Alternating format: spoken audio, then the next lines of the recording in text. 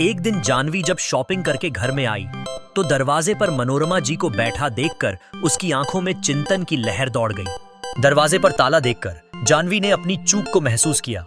Mummy जी माँ क्यों बैठी हैं?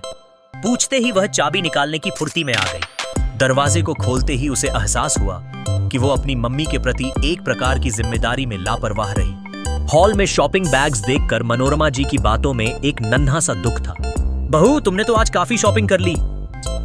जानवी ने उसे एक ताजगी भरा उत्तर दिया, लेकिन उसका भीतर का एहसास आत्मग्लानि से भर गया। रसोई में जाकर जब उसने पानी पीने का मन बनाया, तब बड़ों के रिश्तों का दबाव उसकी सोच में तैरने लगा।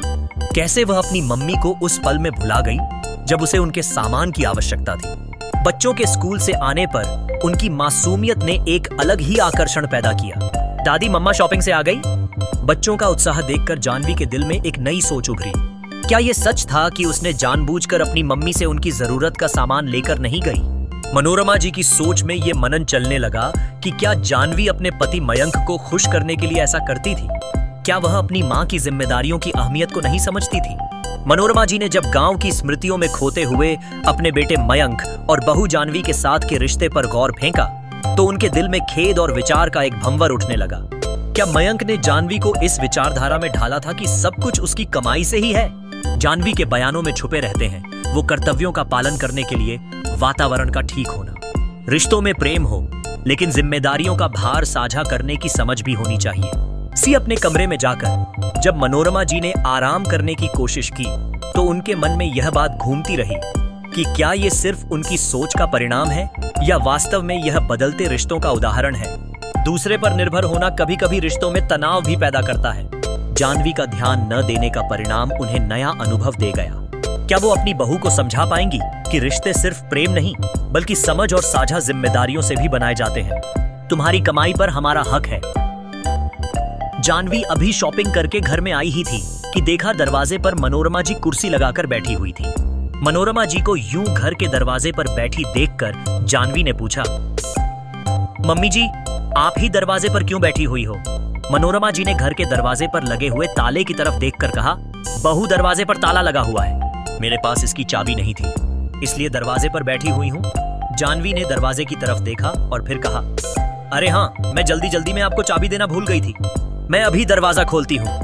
कहकर जानवी ने अपने पर्स में से चाबी निकाली और दरवाजे का ताला खोलकर अंदर हाय नल में आ गई। सारे शॉपिंग बैग्स सोफे पर रखे और रसोई में पानी पीने चली गई। पीछे पीछे मनोरमा जी भी हाय नल में आई। सोफे पर बैग्स देखकर मनोरमा जी बोली, बहू, लगता है आज तो बहुत सारी शॉपिंग करके आई हो।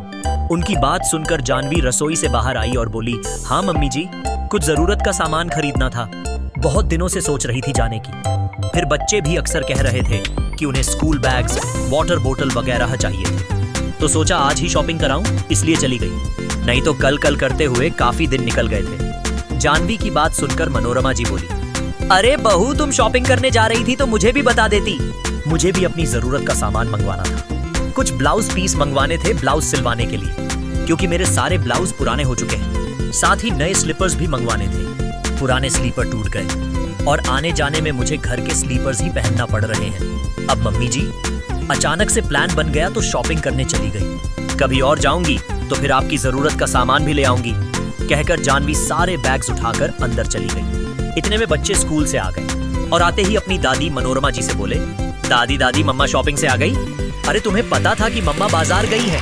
हाँ, कल रात को ही मम्मा ने बता दिया, तभी तो हमने उन्हें अपनी जरूरत का सामान बताया था। आज हमारे लिए नया नया सामान आएगा और आपको पता है पिज्जा भी आएगा। कल रात को ही बता दिया, पर बहू तो कह रही थी कि सुबह अचानक शॉपिंग का प्रोग्राम बना है। सोचते सोचते मनोरमा जी को सब समझ में आ रहा था कि जानवी ने जानबूझकर ऐसा किया है। जानवी अक्सर ही ऐसा करती थी। कभी भी मनोरमा जी से पूछकर नहीं जाती कि उन्हें कोई सामान चाहिए या नहीं। ऐसा नहीं था कि मयंक उसे पैसे नहीं देता था, पर फिर भी पता नहीं क्यों ऐसा क्यों करती थी। मनोरमा जी अपने बेटे मयंक और बहू जानवी के साथ रहती थी। उनके 2 जुड़वा बच्चे थे, आरव और आयुष। दोनों अभी 7 साल के ही थे। पहले मनोरमा जी गांव में रहती थी, लेकिन पति के देहांत के बाद मयंक उन्हें अपने साथ ही ले आया। पहले मयंक और जानवी किराए के घर में रहते थे, लेकिन गांव से आने पर मनोरमा जी ने गांव का मकान बेच दिया और शहर में नया मकान खरीद लिया। मयंक के कहने पर मकान उन्होंने अपने नाम से ही लिया। अब इस घर में वो लोग सब मिलकर रहते थे। तभी जानवी कमरे से निकलते हुए बोली, कोई पिज्जा नहीं आ रहा है। मैंने पिज्जा खरीदा ही नहीं, इतना सारा सामान हो गया था मेरे पास, इसलिए मैं पिज्जा लेकर नहीं आई हूँ। और अब चलो अंदर, फटाफट कपड़े चेंज करो। मम्मी जी आप भी अपने कमरे में जाकर आराम कर लो। कहकर जानवी दोनों बच्चों को लेकर अपने कमरे में चली गई। इधर मनोरमा जी भी अपने कमरे में जाकर आराम करने लगी। शाम को मयंक घर पर आया तो बाहर हाय नल में ही बैठ गया। मनोरमा जी भी वहीं।